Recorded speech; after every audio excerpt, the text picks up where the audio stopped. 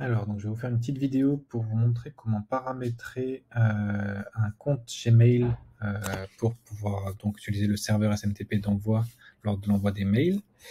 Donc pour cela, vous allez aller dans votre compte, dans la partie connexion, donc l'onglet connexion qu'on a ici.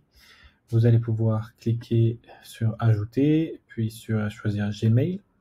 Dans Gmail, ici, ça va pré-remplir l'hôte et le port qui convient à ce fournisseur d'envoi de mail. Et ici, donc, on va pouvoir rajouter donc, son identifiant, qui est l'adresse mail qu'on va utiliser. C'est celle-ci. Et là, le mot de passe, donc c'est là où ça va être un petit peu particulier pour Gmail. Donc, on va se rendre sur l'interface de Gmail, dans les paramètres, ici.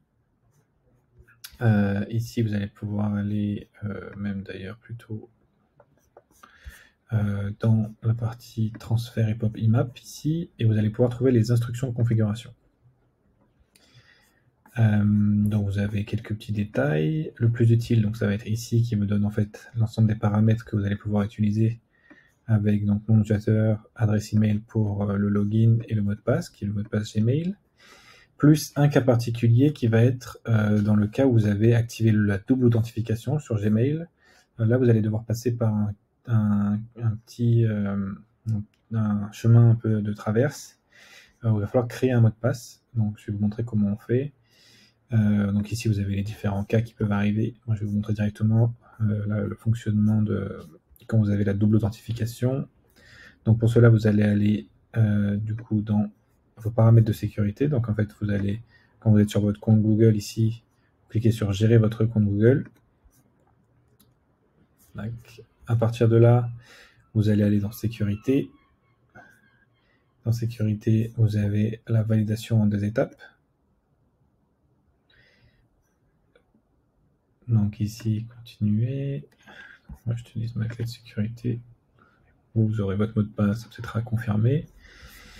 Et ici, en fait, vous avez la validation des étapes qui est activée, et donc vous allez avoir le mot de passe des applications ici. Et vous allez pouvoir créer un mot de passe exprès pour cette application-là. Donc ici, on va créer une nouvelle application. Je l'ai déjà fait plusieurs fois. Je vais supprimer par exemple les autres. Donc, ici, on va créer Readlead. Cette application-là, on va faire générer. On va copier-coller le mot de passe qui est ici. Et on va venir le mettre ici. Et là, on n'a plus qu'à ajouter. Et voilà.